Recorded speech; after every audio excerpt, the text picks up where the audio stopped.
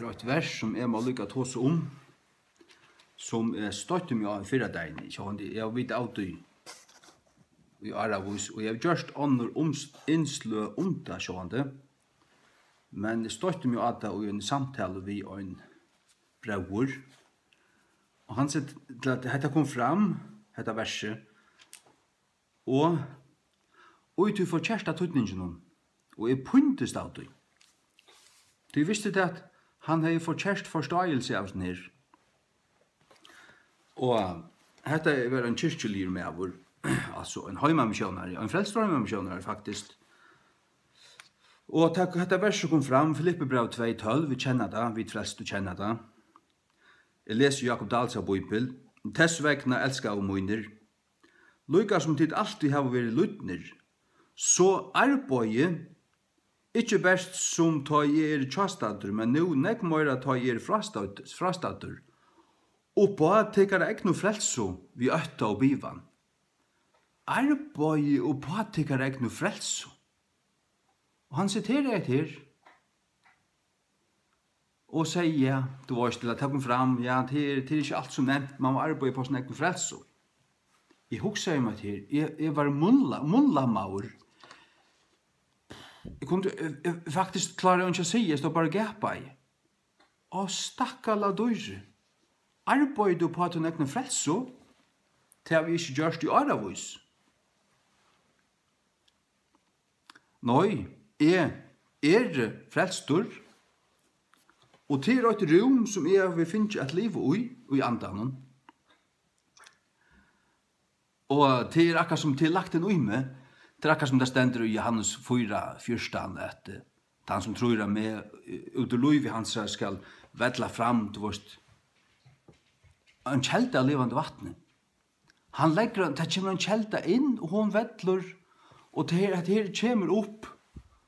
Og det er ikke noe strøy, det er akkurat som grøynene som planta inn i vindtreet. Altså her kommer saft ut av kjøkkenene, og her kommer frukt, og hun hanker bare her, hun kviler i vindtreene som Jesus Kristus. Og frukten kommer fram, det er ikke strøy. Frukten kommer fram av til at du er frelstur.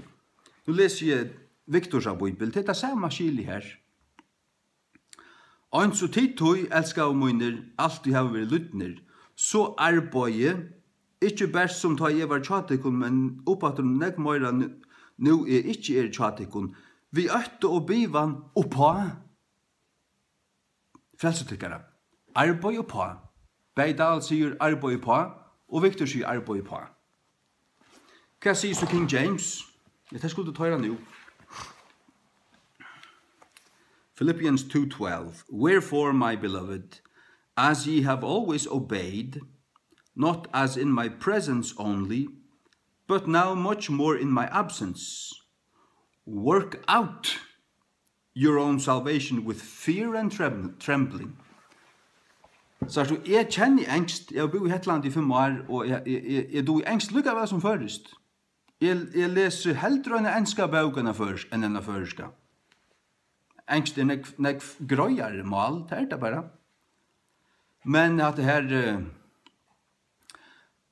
at arbeid på, hvordan er det her vært innenfor King James engst, det har vært to work on, eller to work at, eller to work upon. To work at, til et arbeid på, så det er noe som to arbeider på, det er ikke livet. Men vi kan si, hva arbeider du på her? Når vi arbeider på at gjøre det huset livet, så er huset ikke livet. Du arbeider på det. Men det er ikke det som stender her. Det stender work out. Hva er så work out? Jo, så er det noe som livet. Det defineret. Det faktisk lagt inn. Det faktisk livet. Men du skal bare finne det av til. Hvordan det så det to work out, ta det mer til at det livet. Men du skal standa ut og lete det komme til skjønter, det som det Du skal leve ut som det men ta det langt livet. Hvis det work out, så det at utarbeide. Liva utarbeida, det vil si så det livet. Men du skal utliva det. Liva det ut i livet. Det som det du langt finner det. Og det til rette forståelse. Ta det kommer til frelsene, ta det kommer til frelsene, så må oral jau være rett i Bibelen. Annars løy du folk veier. Og det du vet, et gjerningskristendommer, det tralldommer, og et annet nøye-kristendommer. Og i nøye-kristendommer, her ekskluderer du utelukker ikke gjerninger, men tar komma attast i rettjene. Tog at vi må ta at her sammenheng i ojasen her, det utgrøyna i Efesus 2, 8-20. Tog av nøye ditt frelster, jøgnum trygg. Tog av nøye ditt frelster, jøgnum trygg, ikke av verskon, for at andre mever skal råsa seg. Tog at vi smui hansara. Nei, la meg heller lese det. Og i først King James, la meg lese det for der. Efesus 2, 8-20. Tog av nøye ditt frelster, av nøye. Jøgnum trygg, god gav frelsene av nøye, vi mottøk henne jøgnum trygg, det var jøgnum trygg vi tøk henne til okken, frelsene. Og det ikke av til sjølven, det ikke av til sjølven, det gava gods, det definisjonen av hvordan frelsene hong sammen. Ikke av verskon, at ikke nekkar med skulle rausa ser, OSAED, at ikke nekkar med skulle rausa ser, tog at vi handversk hansara. Handversk kan du skapa okon som en handverskare. Skapa ui Kristi Jesus til gauversk.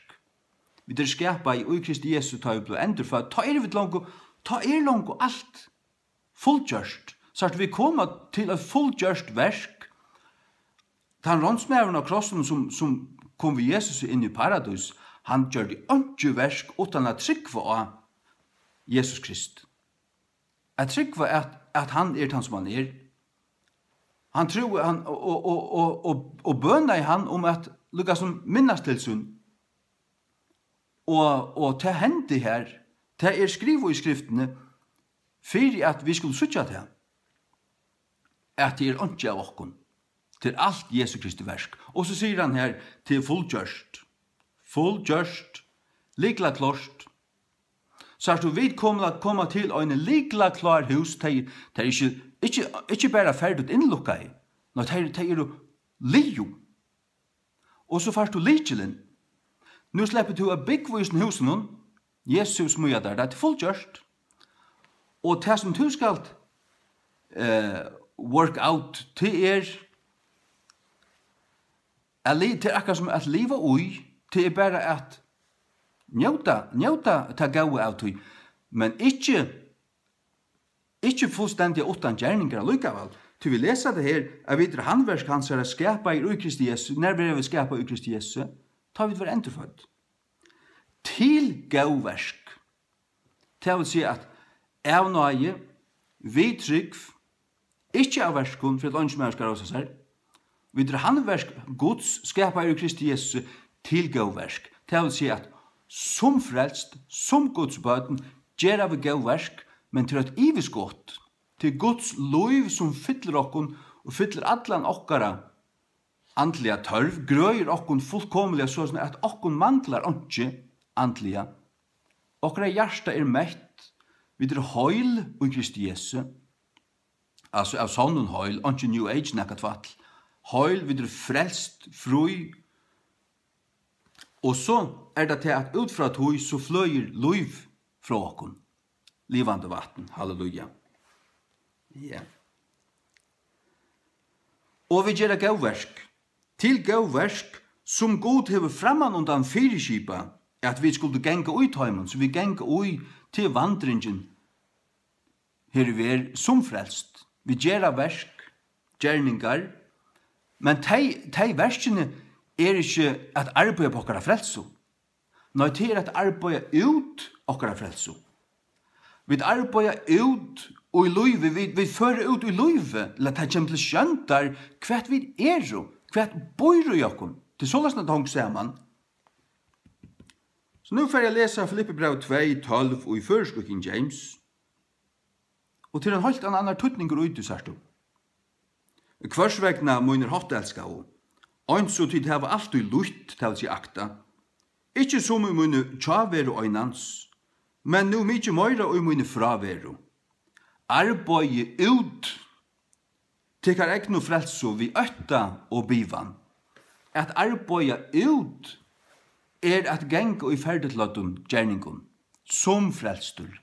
Ting som du slipper å gjera, som avvøkstur av tøyne frelso som du langt hever. Til annars det, kan det kjøtt bliva til, og det bliva til, at det bliva til gjerningskristendommer som utanfor nøyina.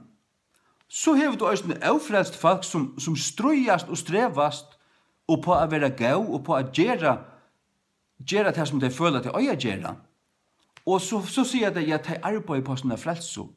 Og de håper til at dette skal tørre gau versk skulle oppvia tørre ringu versk, og de skulle bli frelst og en dag vevnande. Så sånn det ikke.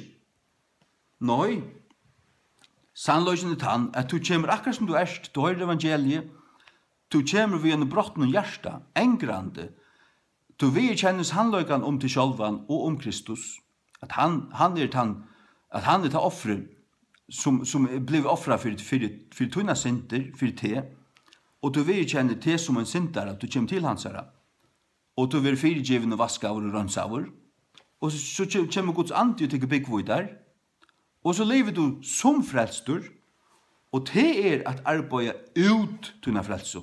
Du tar frelsan lagt inn, hon her, du endurfødder, kjups, endurfødder, giten av hallig andanon, giten av Guds livande og værande året, 4 Peter 8:23. Giten av årene. Og Efesus 8:13 høysene, la meg lukka lesa til han, det er så rævlig godt. Av kvantud høysene lito, etter at tid hørte sannløgsåret, glede båskap frelsutykkara, og i kvarjen høysene, etter at tid tro, tid var innsikleir vi hinnen høyleie anda av 48. Da vi hørte, og så tro vi, og så var vi innsikleir av høyleie andan. Da er vi endurfødt. Tar vi frelst, og så arbeider vi til ut. Det er okkara vandring, og her det til at vi som frelst tryggvante får imenska løn i himmelen. Men det avvirker ikke om vi er frelst eller ikke. Det at arbeide ut, work out. Så du work out kan omgående bliva at arbeide på. Det det ikke. Hvis du working out something, så det lagt inn, eller det klart. Det kan være at du bare finner det av hvordan det hanger sammen, men egentlig det er ikke spekulasjon. At tøytningen her i årene work, det et eller annet arbeid, men det arbeid på, det kan det ikke være. Det det ikke. Vi arbeider ikke på akkurat frelso.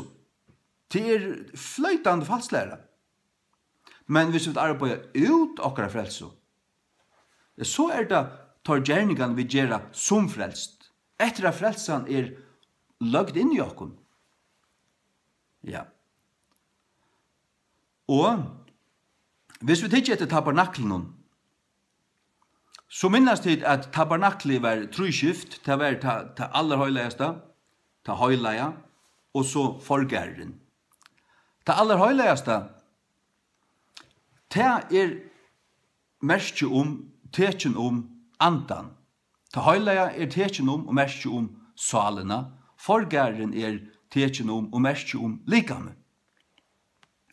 Ta Jesus sier veveren sannløysen løyve, ta merke til poster inn i forgæren.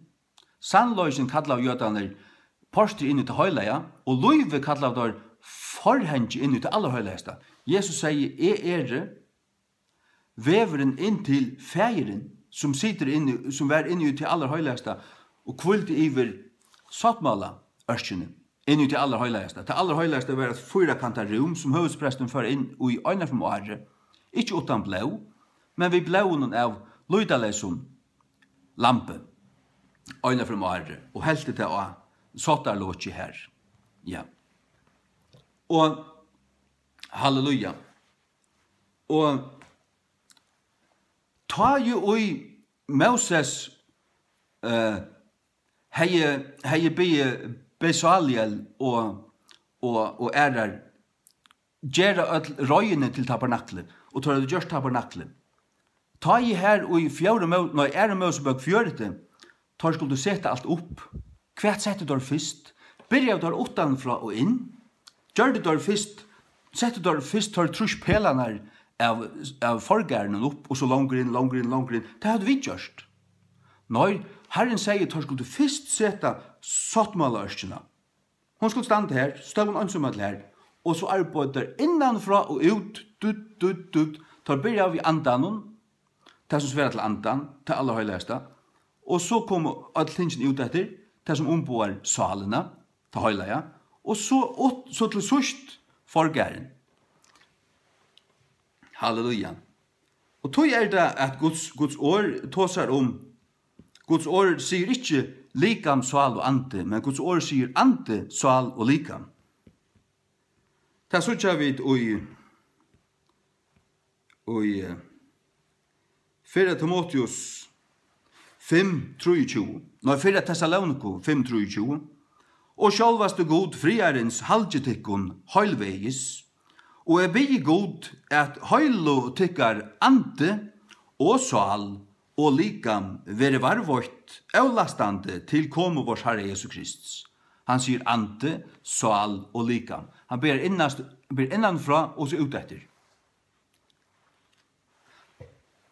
Og så løs det også vi frelsene. Tar vi være endurfødt, så være vi født omanifra, og ta løte til frelstur, så være du en ante kvikkavur, luvgavur, du først av Guds høylige anta, inn i tuin anta. Og han endurluvgar tuin anta, tar du endurføtter. Og så får vi bo om til at vi skulle liva samsverande tui. Og til at vi leser i Romarbrevnen 12, at vi skulle endurnudja hoa okkara, og okkara hoa pastor av okkara sal, men vi leser også om til at okkara sal frelst. Men til vandringen her i ver, at vi skulle varve okkara røyn, og halde okkara fra halsligen listun og gjerntun, som krutjast og møte salene. Og det nekka som bor i holdt i salen krutjast, men anden utanfyrir. Anden endeføtter. Men strøy stendur i mittlen salena og kjøtet. Til her du skal deia gjerri likamsins og gengu i andan, så aktar salen, eller så fylgjer salen vi. Det vil si at tun ande frelstur, og tun sal verur frelst endalega. Tun sal frelst nu, men til her og to gongur og skal passe på det. Og ta du dorst, eller du vil rykter opp, ta Jesus kjemur, ta anden, ta salen øysne endalega frelst, dorsta. Og så det likame. Det skal øysne frelsast. Og de som i deg og færen heim, de nå i anda og sal heima, men de har ikke finnet så ut opprørsner likam enn, men de kommer nyer ved Jesus og opprørsnen henter. Ta vil at de østene kladd og så dårdagjørda likam. Ta endurføyingen. Bibelen kallar det om, tåser om det i Romarbrevnen 8, om endurløsning Guds badna, vi stinja etter tog. Og til det som skal hente, de som ferdig undan, de får også et dårdagjørs likam. Jesus ferdig heim og til dårdagjørda likam, men de som ferdig undan noen, de ikke i dårdagjørda likam enn. Men de skulle få at de kommer nye ved Jesus, og til de rus opp, til å være ombrøtt, og få dårdagjørda likam. Da skulle det være lyk Jesus, som det stender i 1. Johannes brev 3. Vi skulle være lyk honom, til vi skulle suttje han som han Halleluja. Ja. Men det er at arbeid ut til hver frelse. Det er ikke gjerningskristendommer, det er ikke strøy, det er at livet til ut som man er. Til Guds verk, God vil gjøre det innaste og i stand, og du skal genge etter tog, det innaste er anden, her som anden bor, du skal lete det dominere, til å genge etter anden, ikke etter kjøtnen. Ganger du etter anden, så listrar Svalen er tunn hoved, tunn kjensler, tunn vilje. Og så skal du gjøre dagliga halsensverk, det skal bodja seg, og så ganger du etter anden. Anden skal dominere. Og i en fallende menneske, her er anden niast, og egentlig er det halde som dominerer. Og så fylger svalen etter halden og tja en overflaste menneske, og anden han deier. Men tja en endrefødde menneske, her er anden endrefødder. Og anden sværa til sottmaløsjene. Anden sværa til hjärsta, som er avstøpt ved Jesu blaue, rønsa, til å røyna samvisko til hjärsta gjøre. Og til er gjørst, til arbeider ikke på, til arbeider ikke på at hun er frelso. Nei, til arbeider henne ut. Halleluja. Og det er jeg glad for. Og her er kvult. Det er ikke strøy. Det er et ferdiggjørst verk, det er fullgjørst. Og det er du finner som gave, det gjør vi inn ute, til anden, men du måste halde av fram, ikke avnokta Jesus, men det er andaligt. Det er vi til hjärsta og til munna gjøre. Så hvis du avnoktar han vid munnen, så vil han også avnokta det. Ja. Og det er ikke det at du øyne for løyvenen, helt ikke som frelstur, øyne for øyne vøygarstund komst til at du boka i under og et eller annet hente. Nei, altså hvis det hender så gjør du det. Men det er hvis det er en endelig avgjør at du frasider Jesus, ja, så har du avnokta han. Og da omgang du kommer her til at du bodger det for jeg fyrer om natter, så først du fortapt. Så først du fortapt. Hatt det stender i Timotheus. Om vi avnokta han, så vil han også avnokta okkon.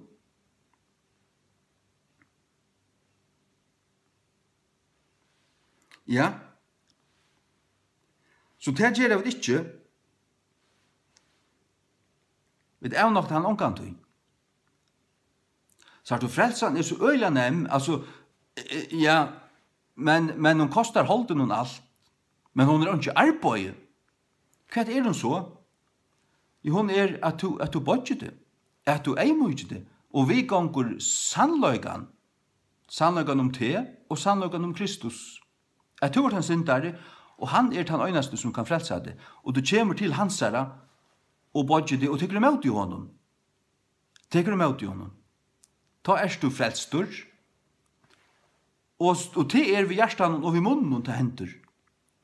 Men passar du ikke på at du hjärsta, og du lurer etter Satan, og tykker liggende inn, og djevist deg tryggva, og frasida Jesus, så kjenner du ikke himmels. Lad omgang babs liggva der til, det passar ikke. Du må ta det ut. Og vi har som åren ferdig at enda. Arbeid ut tunna frelst, du som er frelst. Du arbeider ikke på henne. Det er Jesus gjørst, det er fullt gjørst. Amen.